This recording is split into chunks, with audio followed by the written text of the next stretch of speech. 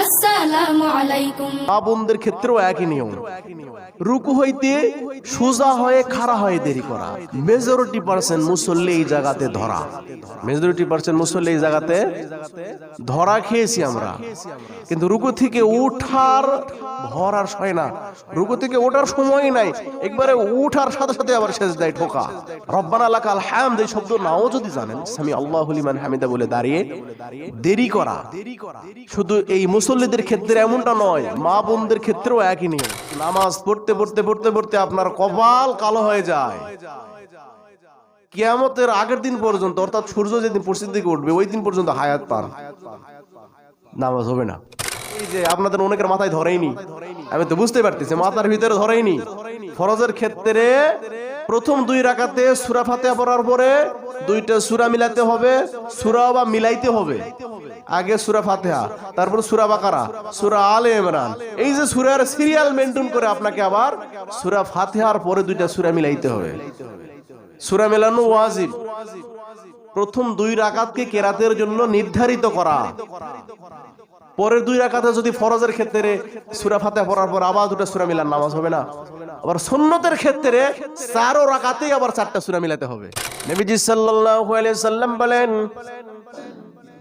কোন ইমানদার মুসলমান যদি ফরজ সালাত মসজিদে আদায় করে আর সুন্নত নামাজ, সুন্নত সালাত, নফল সালাতগুলি যদি বাসায় আদায় করে, তাহলে ওই বাসার ছেলে মেয়েগুলি দেখে দেখে নামাজ শিক্ষা করবে। আমার বাবা নামাজ পড়তেছে, দেখেন না অনেক ছেলে মেয়ে বাবা যখন রুকুতে যায় দেখে দেখে ছেলেরাও রুকুতে যায়, মায়েরা যখন সেজদাতে যায় ছেলে মেয়েগুলি ওই মায়ের সাথে রুকুতে যায়, সেজদাতে যায়। এর একমাত্র কারণ নবীজি বলেন, বাসায় ফরজ সালাত নয় বরং সুন্নত নফল সালাতগুলি বাসায় পড়লে ওই বাসার ভিতরে বরকত হয় 1 নাম্বার, 2 নাম্বার ওই বাসার ছেলে মেয়েগুলা নামাজ আদায় করা শিখে। আসসালামু আলাইকুম ওয়া রাহমাতুল্লাহি ওয়া বারাকাতুহু। আলহামদুলিল্লাহি ওয়া কাফা ওয়া সালামুন আলা ইবাদিহিল্লাযীনা ইসতাফা, أما بعد فأعوذ بالله من الشيطان الرجيم. بسم الله الرحمن الرحيم. أقيموا الصلاة وآتوا الزكاة واركعوا مع الراكعين. قال رسول الله صلى الله عليه وسلم: ما أسفل من الكعبين من العزار في النار، أو كما قال عليه السلام: ما كان محمد أبا أحد من رجالكم ولكن رسول الله وخاتم النبيين وكان الله بكل شيء عليما. إن الله وملائكته يصلون على النبي يا أيها الذين آمنوا صلوا عليه وسلموا تسليما. اللهم صل على محمد وعلى آل محمد كما صليت على إبراهيم وعلى آل إبراهيم إنك حميد مجيد. اللهم بارك على محمد وعلى آل محمد كما باركت على إبراهيم وعلى آل إبراهيم إنك حميد مجيد. আলহামদুলিল্লাহ, সমস্ত প্রশংসা সে মহান রবের দরবারে যে আল্লাহ পাক রব্বুল আলামিন আমাদেরকে পবিত্র জুমার দিন, পবিত্র মাহে রমজানের পূর্বে জুমার নামাজ আদায়ের উদ্দেশ্যে আল্লাহ তাআলা আমাদেরকে মসজিদে পৌঁছে দিয়েছেন। সে রবের দরবারে দিল থেকে শুকরিয়া জ্ঞাপন করছি, পড়ছি আলহামদুলিল্লাহ। আরো শুকরিয়া আদায় করি আল্লাহ তাআলার দরবারে যে মাওলায়ে কারীম আমাদেরকে আখিরে জামানার নবী জনাবে মুহাম্মদুর রাসূলুল্লাহ সাল্লাল্লাহু আলাইহি ওয়াসাল্লাম, আল্লাহ পাক আমাদেরকে শ্রেষ্ঠ নবীর শ্রেষ্ঠ উম্মত বানিয়েছেন। আর একবার শুকরিয়া আদায় করি আলহামদুলিল্লাহ। প্রিয় উপস্থিতি, আমরা মসজিদে আজান দেই মুসল্লিদের নামাজের আহ্বানের জন্য, হাইয়া আলাস সালাহ, নামাজের জন্য এসো, হাইয়া আলাল ফালাহ, কল্যাণের জন্য এসো। এভাবে আমরা মুসল্লিদেরকে নামাজে ডাকি। আজান হয়, একটা মহল্লার ভিতরে হয়তোবা ধরেন 100, 500, 1000 মানুষ বসবাস করে, কিন্তু নামাজে আসে 1 কাতার 2 কাতার মানুষ। অনেক মানুষকে ডাকা হয়, অল্প সংখ্যক মানুষ মসজিদে হাজির হয়। তো ঠিক তেমন মানুষকে দিনের পথে, সত্যের পথে, হকের পথে আহ্বান করা হয়, কিন্তু অল্প সংখ্যক মানুষ এই কাজে সাড়া দেয়, এই ডাকে সাড়া দেয়। তো আমাদের নামাজের জন্য ডাকা হয়, মুসল্লিদেরকে মসজিদে আসার জন্য ডাকা হয় আজানের মাধ্যমে। এই নামাজগুলি আমরা আদায় করি। কোন নিয়মে নামাজ আদায় করলে আমাদের নামাজ হবে, কোন পদ্ধতিতে নামাজ আদায় করলে উত্তম হবে, এবং কিভাবে নামাজ আদায় করলে আমাদের নামাজে আল্লাহ তাআলার পক্ষ থেকে রহমত নাজিল হবে এবং কবুলিয়াত একটা নামাজ হবে। যেহেতু আসতেছে সামনে মাহে রমজান মাস, নামাজের মাস, রোজার মাস। আমরা সারা জীবন ভর নামাজ পড়ি, কিন্তু রমজানে একটু বেশি পড়ি। এই পড়াটা যদি স্বচ্ছ না হয়, শুদ্ধ না হয়, বিশুদ্ধ না হয়, তাহলে দেখা গেল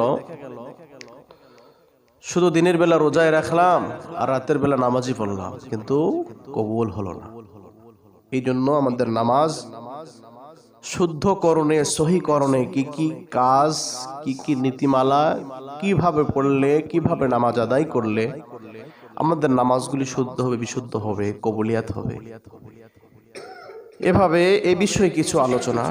ওমা তৌফিক ইল্লা বিল্লাহ। আমরা যখন নামাজ আদায় করি, আমরা নামাজে পোশাক পরিধান করি, অন্তত না হলেও ইসলামিক পোশাকগুলো পরিধান করার চেষ্টা করি। এই নামাজে পোশাক পরার বিষয়ে নবী করিম সাল্লাল্লাহু আলাইহি সাল্লাম থেকে হাদিস বর্ণনা করা হয়েছে। আম্মা জান আয়েশা রাদিয়াল্লাহু তাআলা আনহা হইতে বর্ণিত সহিহ বুখারীর হাদিস, নবী করিম সাল্লাল্লাহু আলাইহি সাল্লাম একদিন একটি নকশাযুক্ত চাদর পরিধান করে নামাজ আদায় করলেন। নবীজি সাল্লাল্লাহু আলাইহি সাল্লাম নামাজ শেষ করে ওই চাদরটা আম্মা জান আয়েশাকে দিলেন এবং বললেন, এরকম নকশাযুক্ত পোশাক পরিধান করে নামাজ আদায় করা অনুচিত। তার কারণ, যখন আপনি নকশাযুক্ত বিভিন্ন ডিজাইনের, বিভিন্ন সাজসজ্জাময় পোশাক পরে নামাজ আদায় করবেন, দেখবেন আপনার নামাজের দিকে যতটুকু মন নাই তার চেয়ে বেশি পোশাকের দিকে হয়তোবা মনটা চলে যেতে পারে। অর্থাৎ পোশাকের দিকে আপনার মন আকৃষ্ট করে। এমন কোন পোশাক, হ্যাঁ, ইসলাম সৌন্দর্য পছন্দ করেন, ইসলাম সৌন্দর্য ভালোবাসেন, কিন্তু এমন কোন চাকচিক্যময় পোশাক পরিধান করে নামাজ আদায় করা যাবে না, যেটা পড়লে নবীজির হাদিস থেকে পাওয়া যায় যে নামাজে মন অমনোযোগী হয় এবং পোশাকের দিকে আকৃষ্ট হয়। তবে সুন্নাহ সম্মত পোশাক পরা উত্তম। আহসানুল ফাতোয়া থেকে একটি মাসআলা পেশ করা হয়েছে, টাইট পোশাক পরে নামাজ আদায় করা মুসলমান ইমানদারের জন্য মাকরুহ। কোন মুসলমান যদি সে সুন্নত আদায় করতে চায়, সে টাইট ফিটিং পোশাক পরে নামাজ আদায় করবে না, সে ঢিলেঢালা পোশাক। ইসলাম নরমাল ঢিলেঢালা পোশাক বড় পছন্দ করেন। এরপরে ফতোয়ায়ে শামিতে একটি মাসআলা এসেছে, হাতা কাটা পোশাক অর্থাৎ হাফ শার্ট, থ্রি কোয়ার্টার, গেঞ্জি, যে পোশাক দ্বারা কোনই পর্যন্ত দেখা যায়, কি পর্যন্ত? কোনই পর্যন্ত দেখা যায়, এই পোশাক পরিধান করাও মাকরুহ, নামাজের ত্রুটি হয়। এরপরে নবীজি সাল্লাল্লাহু আলাইহি সাল্লামের একটি হাদিস পাওয়া যায় যে কোন প্রাণীর বা কোন প্রাণের ছবি যুক্ত কোন পোশাক পরিধান করে নামাজ আদায় করলে নামাজ মাকরুহ হয়ে যাবে। এবং শুধু তাই নয়, ঘরের ভিতরে পর্যন্ত ফেরেশতা প্রবেশ করবে না। এর জন্য নবীজি সাল্লাল্লাহু আলাইহি সাল্লাম বলেন, লা ইয়াদখুলুল মালাইকাতু বাইতান ফীহি কলবুন ওয়ালা তাসাওয়ির। যদি কোনো ঘরে, যদি কোনো পোশাকে, যদি কোনো আসবাবপত্রে, যদি কোনো ড্রেসিং এ, যদি কোনো ড্রয়িং রুমে, যদি কোনো শোকেসে কোনো প্রাণীর ছবি, প্রাণীর আকৃতি আঁকানো থাকে, ছবি থাকে, জন্তুর কোনো স্ট্যাচু থাকে, ওই ঘরের ভিতরে তো রহমতের ফেরেশতা প্রবেশ করবেই না, শয়তানের পক্ষ থেকে লানত বর্ষিত হবে এবং ইবাদত করলেও ওই ইবাদত মাকরুহ হবে। এই বিষয়ে আমরা সর্বোচ্চ সতর্ক থাকার চেষ্টা করব ইনশাআল্লাহ। নবীজি সাল্লাল্লাহু আলাইহি সাল্লামের হাদিস থেকে আরেকটি হাদিস পাওয়া যায় ইবনে মাজাহ, কোন পোশাক পরিধান করে অহংকার করা চলিবে না। কোন ব্যক্তি যদি কোনো পোশাক পরে অহংকার করে, তাহলে কিয়ামতের ময়দানে ওই ব্যক্তিকে আল্লাহ তাআলা অপমানের পোশাক পরিধান করে দিবেন। যেই পোশাক পরলে অপমান বোধ করবে, সকলের সামনে আল্লাহ তাআলা লজ্জিত করে দিবেন। এমন পোশাক পরা যাবে না যেই পোশাক নামাজে পড়লে নামাজের ভিতরে মনোযোগ হারিয়ে যায়। টাকনুর নিচে কাপড় পরিধান করা যাবে না। নবী করিম সাল্লাল্লাহু আলাইহি সাল্লাম বলেন, মা আসফালা মিনাল কা'বাইনি মিনাল ইজারি ফিন্নার। যদি কোনো পুরুষ, এখানে পুরুষকে সম্বোধন করেছেন নবীজি, যদি কোনো পুরুষ লুঙ্গি, পায়জামা, এই দুইটা পোশাকের কথা হাদিসে উল্লেখ হয়েছে, লুঙ্গি অথবা পায়জামা দ্বারা টাকনু ঢাকিয়ে রাখলে সে ওই অংশ আল্লাহ তাআলা জাহান্নামে নিক্ষেপ করবেন, নাউজুবিল্লাহ। মা আসফালা মিনাল কা'বাইনি মিনাল ইজারি ফিন্নার, টাকনু ঢেকে রাখা অংশটা পোশাক দ্বারা, পাজামা দ্বারা, লুঙ্গি দ্বারা টাকনু ঢাকিয়ে রাখা অংশটা আল্লাহ তাআলা জাহান্নামে নিক্ষেপ করবেন। এই জন্য আমরা সদা সর্বদা খেয়াল করব, পুরুষের অন্তত টাকনু যেন কোনো সময় ঢাকা না থাকে। আর মহিলাদের টাকনু বাহির করা হারাম। টাকনু বাহির করা কি হারাম মা বোনদের জন্য। আর অথচ আজকে সিস্টেম উল্টা, মহিলারা প্লাজো নামক পোশাক পরে টাকনুর উপরে কাপড় পরে, আর ছেলেরা মডার্নের নামে টাকনুর নিচে কাপড় পরে। এটা অত্যন্ত দুঃখজনক ঘটনা। আল্লাহ তাআলা আমাদের সকলকে সহি বুঝদান করুন, আমিন। এরপরে নবী করিম সাল্লাল্লাহু আলাইহি সাল্লাম বলেন, যখন নামাজ আরম্ভ হবে, আল্লাহ পাক কোরআনেই বলেছেন, আকিমুস সালাহ, নামাজ কায়েম করো, ওয়াক্ত মতো নামাজ পড়ো। ইন্নাস সালাতা কানাত আলাল মুমিনিনা কিতাবাম মাওকুতা, যথা সময়ে ওয়াক্ত মতো নামাজ আদায় করো, নামাজ কায়েম করো। নামাজ কায়েমের পাশাপাশি আল্লাহ পাক বলেন, ওয়ারকাউ মা'আর রাকিঈন, আকিমুস সালাহ, নামাজ আদায় করো, ওয়াতুজ যাকাত, এবং যাকাত প্রদান করো। ওয়ারকাউ মা'আর রাকিঈন, রুকুকারীদের সাথে, রুকুকারীদের সাথে, কি বলেন, রুকুকারীদের সাথে। তাহলে রুকুকারীদের সাথে বলতে কোথায়? বাসায় না মসজিদে? মসজিদে। রুকুকারীদের সাথে রুকু করো, রুকুকারীদের সাথে রুকু করো, সাজদাকারীদের সাথে সাজদা করো, অর্থাৎ জামাতে নামাজ আদায় করো, জামাতে নামাজ আদায় করো। ফরজ নামাজ জামাতে আদায় করা রাসূলের একটি কঠোর ঘোষণা। কি ঘোষণা? কঠোর ঘোষণা। নবীজি বলেন, ওই ব্যক্তি যারা ফরজ সালাত বাড়িতে আদায় করে, আমি রাসূলের ইচ্ছা হয় যে ওই বাড়িতে আগুন জ্বালিয়ে দেই, আগুন ধরিয়ে দেই।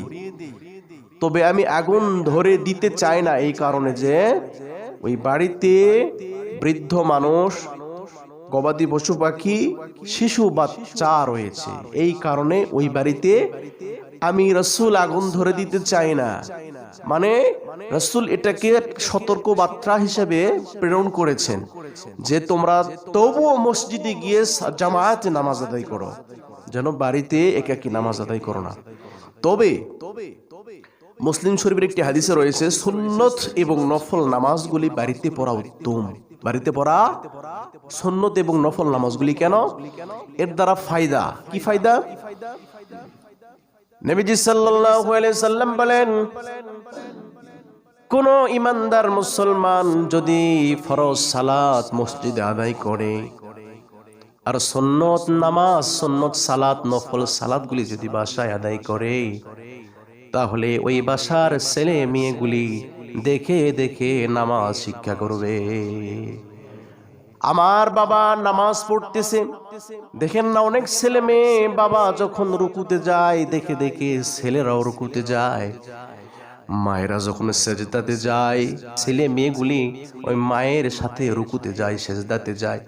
এর একমাত্র কারণ নবীজি বলেন, বাসায় ফরজ সালাত নয় বরং সুন্নত নফল সালাতগুলি বাসায় পড়লে ওই বাসার ভিতরে বরকত হয়। 1 নাম্বার, 2 নাম্বার, ওই বাসার ছেলে মেয়েগুলা নামাজ আদায় করা শিখে। সুবহানাল্লাহ। নামাজের ফরজ সালাত মসজিদে, সুন্নত নফলগুলা বাসায় পড়া বরকত। কিন্তু আমরা তো সুন্নত নামাজগুলি বাসায় পড়ি না। এই যেমন জুমার নামাজ সালাত যখন শেষ হয়ে যায় আমরা বাইরে চলে যাই, বাসায় যে চারটা খেয়ে দিয়ে বসে থাকি, কিন্তু সালাত আদায় করি না। এই যে আমরা নামাজ আদায় করব, ইনশাল্লাহ শুরু করব, রমজান মাস আসলে তো নামাজ আমরা পড়ি, তারপর 11 মাস তো আমাদের খবর থাকে না। তবে এই নামাজগুলি আমাদের বিশুদ্ধ পরিশুদ্ধ হবে কেমনে? আল্লাহর রাসূল আমাদেরকে এর নির্দেশনাগুলি দিয়েছেন। আল্লাহ পাক কোরআনে বিভিন্ন ভাবে বর্ণিত করেছেন যে নামাজ আদায় করবে বান্দা। এই নামাজ ফরজ সালাতের ভিতরে, নামাজের ভিতরে ফরজিয়াত বিষয়গুলা, আবশ্যকীয় বিষয়গুলা কি কি, এগুলি মুফাসসিরিনে কেরাম, মুহাদ্দিসিনে কেরাম একত্রে এক জায়গায় নিয়ে এসেছেন, সহজ ভাষায় শিক্ষা দিয়েছেন। তা হচ্ছে নামাজের বাহিরে এবং ভিতরের ফরজ সমূহ হচ্ছে 13টা। নামাজের বাহিরে 7টা ফরজ রয়েছে। অর্থাৎ আপনি আল্লাহু আকবার বলে হাত বাঁধবেন, এই হাত বাঁধার পূর্বেই ফরজ রয়েছে 7টা। মুফাসসিরিনে কেরাম, মুহাদ্দিসিনে কেরাম বলেন, নামাজের বাহিরের 7 ফরজের 1 নম্বর ফরজ হলো শরীর পবিত্র, পাক সাফ হওয়া, শরীর পবিত্র হওয়া, শরীর পাক, এরপরে পোশাক পাক পবিত্র, তারপরে নামাজের জায়গা পবিত্র, তারপরে সতর ঢাকা, এরপরে কেবলার মুখ হওয়া, এরপরে ওয়াক্ত মতো সালাত আদায় করা, এরপরে নামাজের নিয়ত করা। এই বাহিরেই 7টা ফরজ রয়েছে। অর্থাৎ নামাজ শুরু করার পূর্বেই আপনার 7টা ফরজ। সব ঠিক আছে, পোশাক না পাক, সব ঠিক আছে, জায়গা না পাক, সব ঠিক আছে, কিন্তু আমি পূর্ব দিক হয়ে উত্তর দিক হয়ে নামাজ আদায় করতেছি। সব ঠিক আছে, কিন্তু নামাজের নিয়ত উল্টাপাল্টা। এই যে নামাজ শুরু করার পূর্বেই আপনার 7টা ফরজ রয়েছে। আমরা যে নামাজ আদায় করব, এই ফরজগুলা যদি আমরা না জানি তাহলে নামাজ আমাদের হচ্ছে কিনা, কবুল হবে কিনা, প্রাথমিক অবস্থায় তো আমাদের নামাজের অবস্থা দরুন। এই জন্য আমাদেরকে নামাজের বিষয়াদিগুলো শিক্ষা করতে হবে, আমাদেরকে শিখতে হবে। কারণ আমরা নামাজ আদায় করব, দিনভর মাছ ধরতেছি, সন্ধ্যার সময় দেখি যেই খলিতে মাছ রেখেছি ওই খলির তলা ছিদ্র, মাছ থাকবে নাই। রমজান পাইবো, সালাত আদায় করবো, সারাদিন রোজা রাখবো, কিন্তু নিয়ম নীতিমালা জানি না, এই সওয়াবগুলি আমাদের হেতে বিপরীত হয়ে যাবে। প্রিয় উপস্থিতি, এরপরে নামাজের ভিতরে কয়টা ফরজ? 6টা ফরজ। ভিতরে নামাজ শুরু করার ভিতরেই 1 নাম্বার হচ্ছে দাঁড়িয়ে নামাজ পড়া, কেরাত পড়া, রুকু করা, 2 সেজদা করা, আখেরি বৈঠক, দাঁড়ায় নামাজ পড়া, তাকবীরে তাহরিম আল্লাহু আকবার বলা। আমাদের বিশেষ করে এই জিনিসটা অনেকেই জানি না, অনেকেই নির্বোধের মতো কাজ করি, যেটা তাকবীরে তাহরিমার বিষয়ে। তাকবীরে তাহরিমা কাকে বলে? মসজিদে মনে করেন আসরের জামাত শুরু হয়ে গেছে, সে ধরেন আসরের নামাজ, আমরা নামাজ শুরু করে দিয়েছি, একজন মুসল্লি আসতেছে, যখন আমরা রুকুতে চলে গেছি, অলরেডি ইমাম সহ মুসল্লি সহ রুকুতে চলে গেছি, এই রুকুতে যাওয়ার পরে অনেক সময় দেখা যায় পিছন দিক থেকে দূর দূর দূর দূর করে শব্দ হয়, মানে দৌড়ে আসে। নবীজি নিষেধ করেছেন, আপনি মসজিদের ভিতরে দৌড়ে আসতে পারবেন না, এটা মসজিদের আদবের খেলাফ। দ্বিতীয়ত হচ্ছে আপনার স্বাস্থ্যের ঝুঁকি রয়েছে, আপনি আসতে চাচ্ছেন দৌড়ে, কিন্তু পা পিছলে পড়ে গেলেন, একটা বড় ক্ষতি হয়ে গেল। এই ক্ষতিও যেন না হয়, ইসলাম এটা আপনার জন্য চাই। সুবহানাল্লাহ। আপনি নামাজ পড়ে ওই 1 রাকাত আদায় করে নেন। এখন আসেন তাকবীরে তাহরিমের বিষয়টা কি? ইমাম সহ মুসল্লি আল্লাহু আকবার বলে হাত বেঁধে প্রথম রাকাত শেষ করে রুকুতে চলে গেছে। এখন মুসল্লি এসে কি করবে? মুসল্লি এসে রুকুতে যাবে, এটা স্বাভাবিক নাকি? মুসল্লি এসে কি করবে? আগে তাকবীরে তাহরিমাটা বেঁধে নেবে, অর্থাৎ প্রথম তাকবীর যেটা আল্লাহু আকবার বলে হাত বাঁধা, এই প্রথম তাকবীর বলাটা ফরজ, এটাকে তাহরিমি বলে। এই তাকবীরে তাহরিমি প্রথম তাকবীরটা বলাটা ফরজ। আপনি যদি আল্লাহু আকবার বলে সাথে সাথে ইমামের সাথে রুকুতে চলে যান, তাহলে আপনার একটা ফরজ আদায় হইল না, এর দ্বারা নামাজ আদায় করলে নামাজ হলো না। অর্থাৎ আপনাকে দ্রুত তাকবীর বলে আল্লাহু আকবার বলে হাত বেঁধে দ্বিতীয় আল্লাহু আকবার বলার সাথে সাথে রুকুতে যাইতে হবে। দেখা যাচ্ছে ইমাম সাহেব উঠে গেছে, আপনি তাকবীর দিয়ে রুকু করে উঠে গেছেন, হবে না। ইমাম সাহেবের সাথে কমপক্ষে 1 সেকেন্ড পরিমাণ রুকুতে দেরি করতে হবে, কমপক্ষে 1 তাসবিহ 1 সেকেন্ড পরিমাণ আপনাকে ওই রুকুতে রুকু অবস্থায় পাওয়া লাগবে। এই বিষয়গুলো আমার অনেক নামাজিরা যারা আছে ভুল করি, অত্যন্ত সতর্ক থাকবেন। প্রিয় উপস্থিতি, এরপরে নামাজের ওয়াজিব বিষয়গুলা।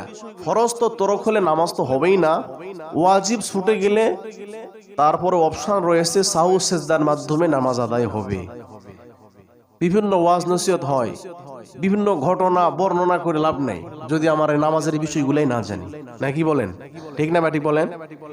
নামাজের ভিতরে ওয়াজিব 14টা, এই 14টার ভিতরে যদি একটা ছুটে যায়, সাহু সেজদা, অর্থাৎ ডানে একটা সালাম ফিরিয়ে 2টা সেজদার মাধ্যমে সালাত সহি করাতে হবে। কিন্তু যদি ইচ্ছা বশত হয় তাহলে তো সালাত হবে না। সূরা ফাতিহা পুরা পড়া, এরপরে সূরা ফাতিহার সঙ্গে সূরা মেলানো, এগুলো ওয়াজিব। রুকু সেজদাতে দেরি করা, রুকু সেজদাতে কি করা?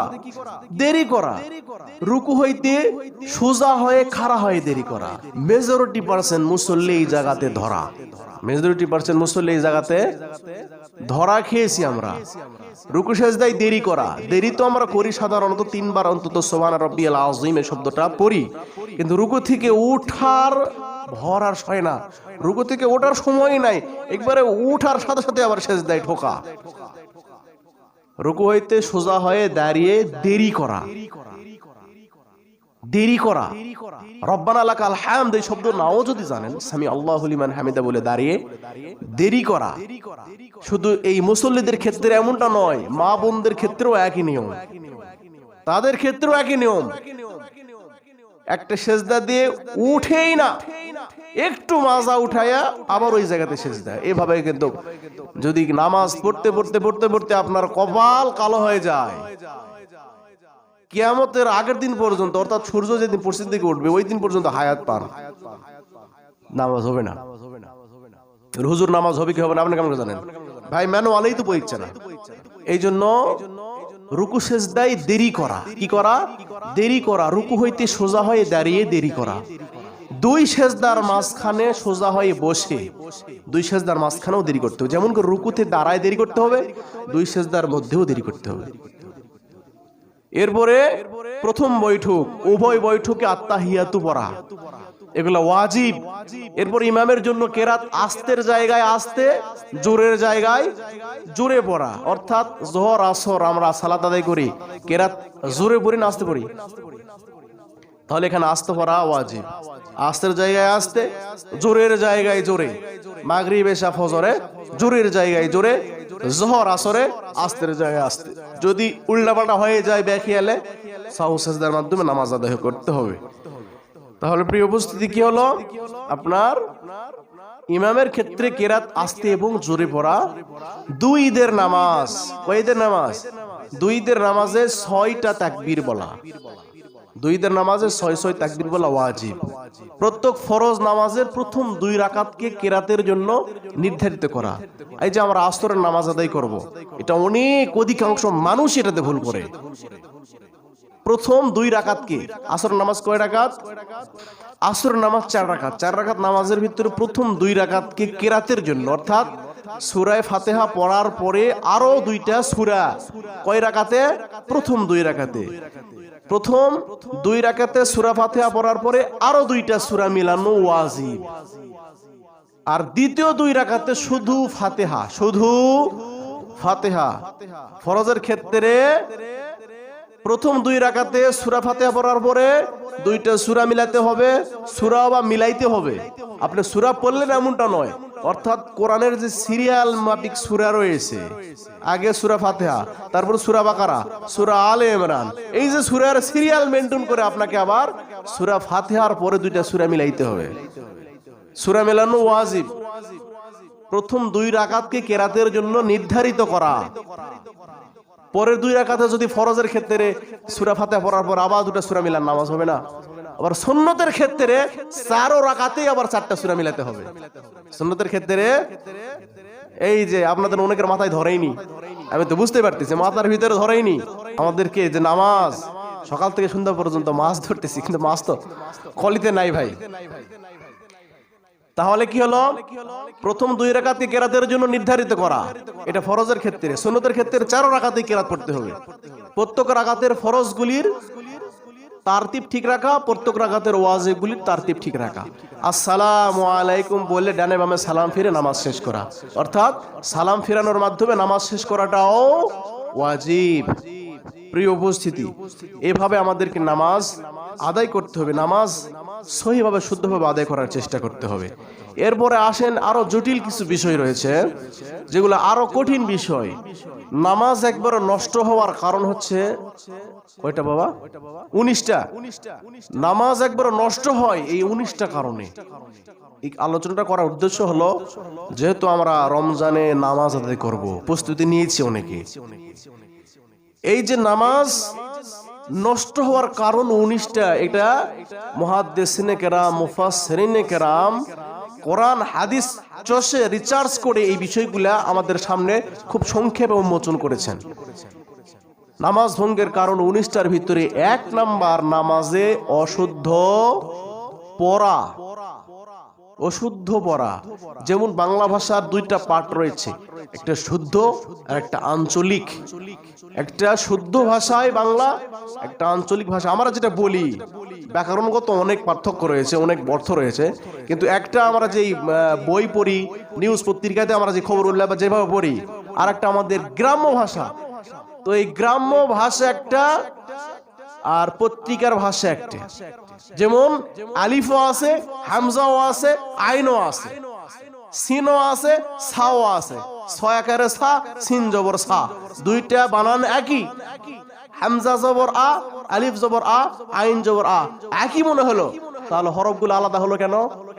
অবশ্যই উচ্চারণ পার্থক্য, শব্দেরও পার্থক্য রয়েছে। এই জন্য প্রথম শব্দই হচ্ছে নামাজে অশুদ্ধ পড়া, পড়লে নামাজ হবে না। তাহলে কত বড় জটিল বিষয়। তারপরকার বিষয়গুলো হয়তো আমরা কম বেশি করি না। নামাজের ভিতরে কথা বলা, কোনো লোককে সালাম দেয়, এগুলো আমরা করি না। সালামের উত্তর দেওয়া, শব্দ করা, এগুলো অনেকে করে। আবার ইমাম সাহেব আল্লাহু আকবার বলে রুকুতে যায়, মুসল্লি ইমাম সাহেব রুকুত আল্লাহু আকবার বলার আগে পিছন থেকে মুসল্লির শব্দ আল্লাহু আকবার পাওয়া যায়। আমি পাই তো এই পাশ থেকে, এখন কে পড়ে জানি না। আমি রুকুতে যাই, আমি যাওয়ার আগে এখান থেকে আল্লাহু আকবার শব্দ আমার কানে চলে যায়। বাবা রে বাবা! তাহলে এই যে বিষয়গুলো খেয়াল করতে হবে। শব্দ করা, বিনা উজুরে কাশি দেওয়া। বিনা উজুরে কাশি বোঝেন তো? আত্মাহাতের বৈঠকে হুজুর একটু টানে পড়তেছে, মানে আস্তে আস্তে পড়তেছে, পিছন দিক থেকে হুজুর আমার হয়ে গেছে, তাড়াতাড়ি সালাম ফিরে দেন, সময় কম। বিনা উজুরে কাশা, বিনা উজুর, কোনো প্রয়োজন নেই, নামাজ কিন্তু নষ্ট হয়ে যাচ্ছে। আমলে কাসির করা, অর্থাৎ আপনি চুলকাচ্ছেন তো চুলকাচ্ছেন, আপনি নামাজের ভিতরে আসেন না, নাই মুসরাচ্ছেন, চুলকাচ্ছেন, এটাকে বলে আমলে কাসির। আমলে কাসির করা। বিপদে কি বেদনা শব্দ করে কাদা, 3 তাসবিহ পরিমাণ সতর খুলে রাখা, মুক্তাদি ব্যতীত অন্য কোনো ব্যক্তির লোকমা নেওয়া, সুসংবাদ দুঃসংবাদে উত্তর দেওয়া, নাপাক জায়গায় সেজদা করা, তারপর কি কেবলার দিক থেকে সিনা ঘুরে যাওয়া। কেবলার দিক থেকে যদি বডি ঘুরে যায় আবার নামাজ হবে না। নামাজে কোরআন শরীফ দেখে দেখে তেলাওয়াত নামাজ হবে না। এগুলো আমরা করি না। যাই হোক, নামাজে শব্দ করে কাদা, নামাজে দুনিয়াবি কোনো বিষয় প্রার্থনা করা, সেজদার যায় চাচ্ছেন টাকা দিয়ে আল্লাহ, পয়সা দিয়ে আল্লাহ, এই দিয়ে আল্লাহ, আপনাকে আল্লাহ তো শিখিয়ে দিছে 2 সেজদার মাঝখানে দোয়া, আল্লাহুম্মা গফিরলি ওয়ারহামনি ওয়াআফিনি ওয়াহদিনি ওয়ারযুকনি। হে আল্লাহ, আমাকে রহম করুন, আমাকে দয়া করুন, আমাকে রিজিক দান করুন, আমাকে সুস্থতা। আপনাকে তো সব দিয়েই দিছে আল্লাহ, শিক্ষা দিয়ে দিছে। তাহলে নামাজের ভিতরে দুনিয়াবি কোনো কিছুর প্রার্থনা করা যাবে না। হাসির উত্তর দেওয়া, নামাজে খাওয়া বা পান করা, এই বিষয়টা রমজান মাসের ক্ষেত্রে বেশি হয়। নামাজে খাওয়া বা পান করা, আপনি ইফতার করে এসেছেন মসজিদে, দাঁতের সাইটে সুইটে মাড়ির আশেপাশে কিছু খাদ্য অবশিষ্ট থেকে যায় কি যায় না, ওগুলো আপনার ভিতরে নামাজ পড়তে পড়তে আবার চলে আসে, আপনি দাঁত দিয়ে আস্তে আস্তে করে ছোট ছোট করে আবার খেয়ে নিছেন, তাহলে কিন্তু নামাজ নষ্ট হয়ে যাবে। খাওয়া অথবা পান করা আস্তে করে আপনাকে বাহির করে হাতে নিয়ে ফেলে দিতে হবে। এই যে নামাজে খাওয়া পান করা, এগুলো করা যাবে না, নামাজ নষ্ট হয়ে যায়। নামাজে খাওয়া পান করা। সর্বশেষ, ইমামের আগে মুক্তাদি দাঁড়ানো। এটা 2টা অর্থ হয়। ধরেন ইমাম রুকুতে গেছে, রুকু থেকে ইমাম সামি আল্লাহু লিমান হামিদ রব্বানা লাকাল হামদ বলে দাঁড়াবে, এখন সেজদায় যাবে, তাই না? এই সেজদায় ইমাম যাওয়ার আগেই দেখেন মাজা হালে অলরেডি 2-4 কাতার মুসল্লি চলে গেছেন, যায় কি যায় না? ইমাম যাওয়ার আগে মুসল্লিতে চলে গেছে। তাহলে ইমামের আগে মুক্তাদি দাঁড়ানো বা সেজদায় যাওয়া, এটা একটা বিষয়। আর একটা, ইমাম সাহেব দাঁড়াইছে এই জায়গায়, মুসল্লি দাঁড়াইছে এক হাত সামনে, দাঁড়ানো। এই 2টা অর্থ আসে।